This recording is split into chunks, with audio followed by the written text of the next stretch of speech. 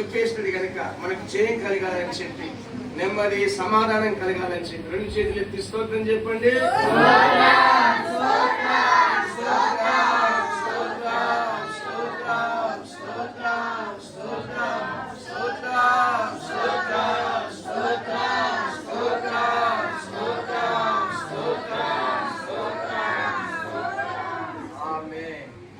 మహాపరిశుద్ధుడా, మీ పాదాలకు వందనాలు, స్తోత్రములు నాయన.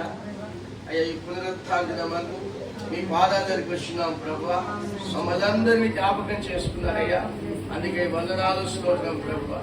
నాయన, నా కొరకు మా కొరకు మరణాన్ని గెలిచి తిరిగి లేచి అయ్యా నాయన విజయం కలగజేశాం.